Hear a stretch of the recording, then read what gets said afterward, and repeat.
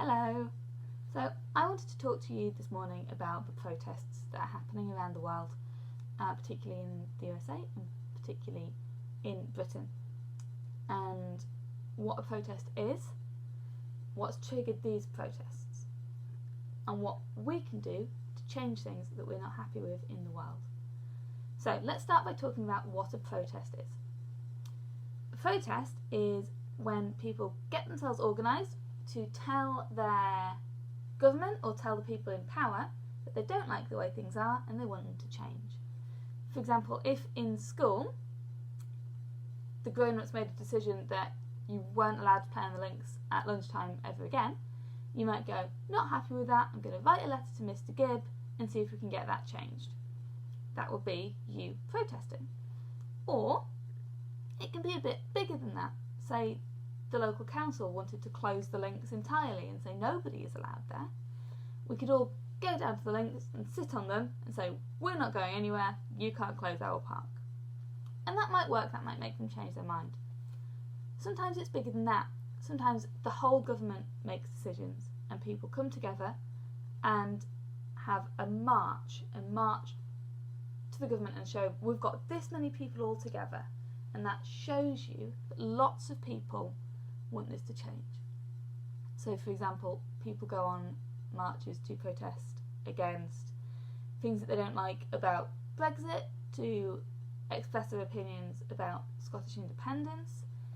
Not so very long ago people were marching to tell the government that they didn't like it, but they were going to charge people to go to university. That getting together of people to tell the government something is protest. And the examples I've given you so far have all been peaceful.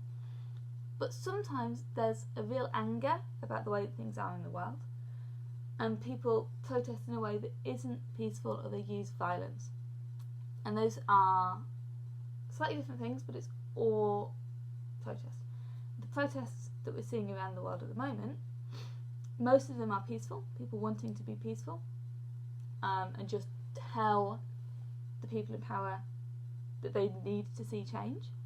And some of them are getting a little bit violent, or very violent in some cases, and then that's quite often the story that we see in the news. But let's have a talk about what is causing these protests at the moment, and what is the thing that people want to see changed. There has been in America recently a death. A man called George Floyd has died, and he died because a police officer killed him. And George Floyd was a black man, and people in the police killing black people is a really big problem, and has been noticed as a really big problem in America. The Black Lives Matter movement has started up because it has noticed this huge systematic problem of the police being generally far too violent to black people, and assuming they are more likely to be criminals, assuming that they might be dangerous. And this is just totally unacceptable. And it keeps happening.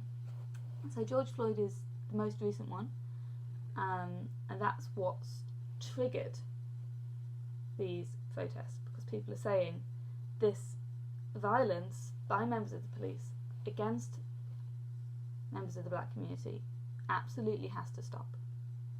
Because when we stop and ask ourselves, what are the police for?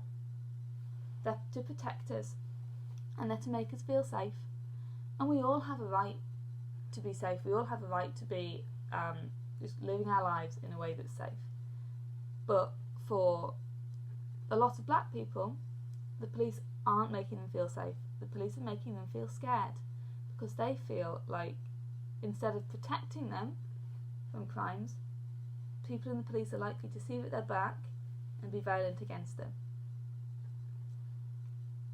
So there needs to be a really big change in the police, in the way that racist incidents are treated by the police, in the way that police are trained, possibly, to make it really clear that this violence is unacceptable. Now, the murder of George Floyd, that was in the States, and most of the deaths that have inspired the Black Lives Matter movement have been in the States. But it's really important to realise that in the UK we do have problems as well, and our problems with police force and racism tend to be about people being more likely for people to think they're a criminal if they're black people getting longer jail sentences or harsher sentences for crimes. And this starts really young, with black people being more likely to be excluded from school or sent to young offenders institutions than their white friends or friends of other ethnicities. And it's a huge problem. But I want us to focus on that element of people protesting. And I want to ask you, if you see a problem in the world and you go, this isn't acceptable, I want it to change, what can you do? Especially during coronavirus times when it isn't safe to meet up with large groups of people. Have a research. What sort of protests have people done before? What do you think works? And how could we all stand up for the rights of everybody who deserves to feel safe? Right. See you soon, guys.